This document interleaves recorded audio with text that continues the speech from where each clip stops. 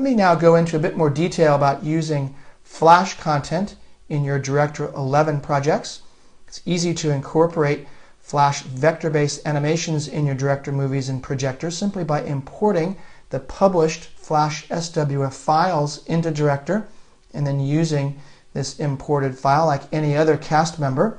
I have an example here of an SWF file that I imported consisting of a simple animation. However, you could probably do that animation in Director just as easily. However, this kind of animation, where you have an object morphing from one shape to another, let's rewind that and play it again, would require multiple cast members here in Director. So I'm blending one shape into another. These can be accomplished with a single small Flash file by creating the animation in Flash and then importing the SWF file into Director.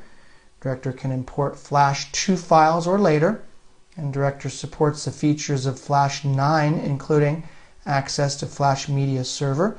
However, Flash 9 movies with ActionScript 3.0 or Flex components may not work as intended in Director. Once in Director, you can control nearly every Flash property, including playing, rewinding, stepping forward and backward through all the Flash content, adjusting quality settings, and turning sound on or off. You would do this by using Lingo or JavaScript syntax. Your imported Flash content communicates with your Director movie by sending events that Director scripts can capture and process. You can either store the entire Flash file in the Director cast file, or you can even link to external Flash content. Director will then automatically load the Flash content it encounters in the score into memory from disk, from a network drive, or even from anywhere on the internet. Now, because Flash content is vector-based media, it's particularly effective for use in Shockwave player content that you'll play back in a browser on the web.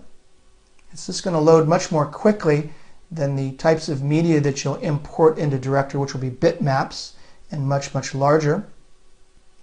You can also scale and rotate your Flash content since it's vector-based and it won't distort that content. For example, let me go ahead and stop this movie and take this vector-based content from Flash and resize it. And notice that it doesn't pixelate, doesn't get distorted. It stays real crisp and clean since it's vector-based. Let me say a few words about some of the behind-the-scenes action here in Director and how it manipulates and works with the Flash content. Director uses the Flash Asset Common Player.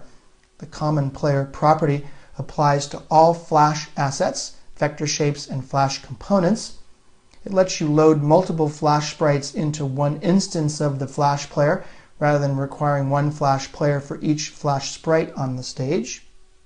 This Common Player feature is designed to provide better Flash playback performance in Director projects that use a large number of Flash assets. Let me now move on to the next movie and go over the specifics for importing Flash content as a cast member in your Director 11 files.